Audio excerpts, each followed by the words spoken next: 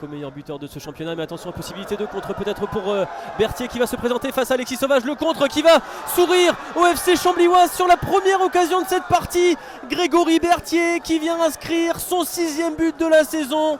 C'est un petit peu le hold-up là de la part du FC Chambly-Oise qui n'amenait rien face au but d'Alexis Sauvage et qui ouvre le score sur ce très joli ballon donné dans la profondeur. Je pense que ce sera Brian. On va surveiller ça. Brian Goncalves qui s'élance, effectivement, c'est son pied gauche qui part. Elle est plutôt bien frappée. Et le superbe but de Brian Goncalves qui permet au Stade Lavallois de revenir un but partout face au FC Chambly-Oise, moins de 10 minutes après l'ouverture du score des visiteurs.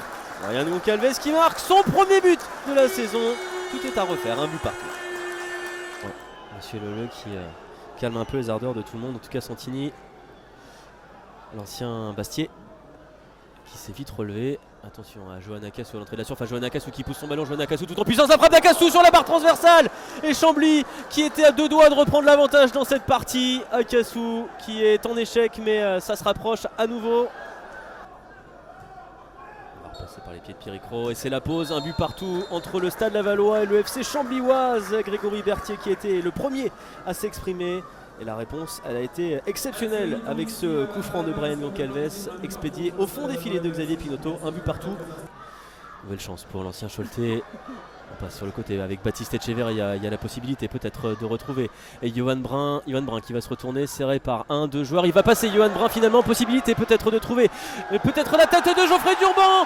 Et le 2-1 du Stade Lavallois. Geoffrey Durban qui inscrit inévitablement son 11e but de la saison. Il est parfaitement trouvé, l'ancien Sedanais.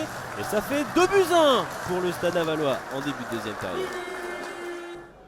L'action qui se développe, c'est bien fait entre Johan Brun, Julien Maggiotti. Il l'a vu de l'autre côté parce qu'il y a Geoffrey Durban qui peut entrer dans la surface. Geoffrey Durban, s'il contrôle est bon. Geoffrey Durban qui peut frapper derrière. J'ai l'impression que sa première prise de balle n'est pas optimale. Et il a quand même essayé d'aller au bout de cette action, Geoffrey Durban, en envoyant cette frappe du droit. L'équipe est un petit peu plus coupée en deux en face. On peut lancer le contre avec Geoffrey Durban qui va certainement attendre le dédoublement. C'est chose faite de Baptiste Etcheverry, mais c'est dans l'axe que ça s'est débloqué avec Sébastien Da Silva qui peut frapper en première. Attention, Sébastien Da Silva, c'était bien exécuté, malheureusement il manquait peut-être le plus important, le cadre. Pour les Camblisiens, pour repartir, et Grégory Berthier qui vraiment vient aider ce bon pressing instauré par Da Silva. La tête peut-être, la deuxième de Geoffrey Durban cette fois-ci. Elle est dans les gants de Xavier Pinotto.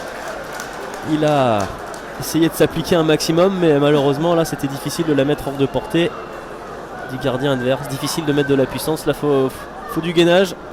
Lorenzo Calegari et ses partenaires qui attaquent. Alexandre Vincent, le décalage pour Melvin Dormus, où on tente le retourné acrobatique, mais ça revient sur Barty qui va frapper très fort. Et l'arrêt d'Alexis Sauvage, il fallait être vif là sur son premier poteau. Il l'a été, Alexis Sauvage,